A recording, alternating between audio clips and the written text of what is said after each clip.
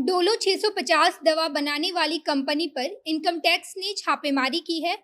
छापेमारी कंपनी के बेंगलुरु मुख्यालय सहित 40 लोकेशन पर बुधवार को किया गया। इनकम टैक्स डिपार्टमेंट ने डोलो 650 दवा बनाने वाली कंपनी पर टैक्स चोरी का आरोप लगाया है और बेंगलुरु सहित माइक्रोलैब्स लिमिटेड नाम की एक फर्मा कंपनी की तलाशी ली।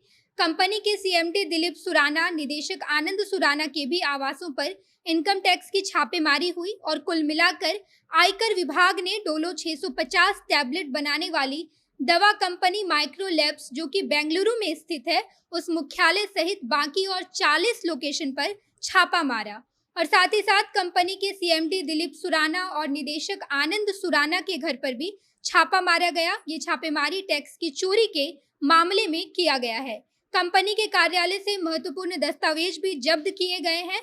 सूत्रों के मुताबिक आयकर विभाग के 200 लोगों की टीम दवा कंपनी के सीएमडी और निदेशक के आवासों पर छापा मारने के साथ साथ देश के 40 लोकेशन पर छापा मारी है। अब नमस्कार, मैं नेहा चौधरी कैमरा पर्सन पीयूष के साथ और आप देख रहे हैं जनता जंक्शन। डोलो 650 टैबलेट का इस्तेमाल एक बड़े पैमाने पर कोविड-19 के दौरान किया गया था।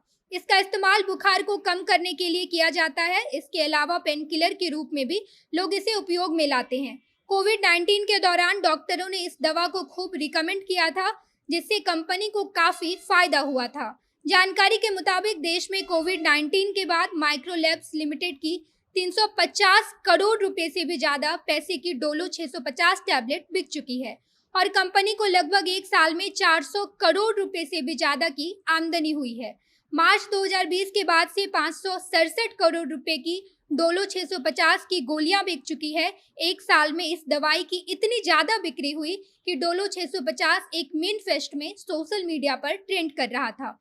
आपको बता दें कि दिसंबर 2021 में डोलो 650 ने 28.9 करोड़ रुपए की बिक्री की थी, जो कि पिछले साल इसी महीने में हुई बिक्री से 61.45% ज्यादा थी। वहीं अगर हम अप्रैल मई में 2021 में कोरोना की दूसरी लहर की बात करें तो अप्रैल में इसकी बिक्री 48.9 करोड़ रुपए की हुई थी, जबकि मई में 44.2 करोड़ रुपए की कमाई हुई थी। 2020 से अगर हम पैरासीटामोल की बिक्री पर गौर करें तो इस लिस्ट में डोलो 650 सबसे ऊपर रहेगा। इसके बाद कालपोल और सूमो एल दूसरे और तीसरे नंबर पर है।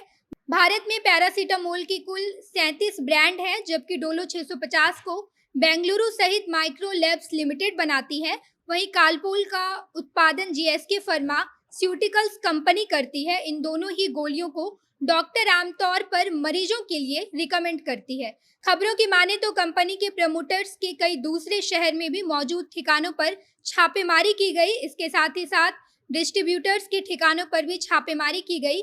कंपनी ने अपनी वेबसाइट पर यह बताया है कि वह फर्मा के उत्पाद और एक्टिव फार्मास्यूटिकल्स इंग्रेडिएंट बनाती है।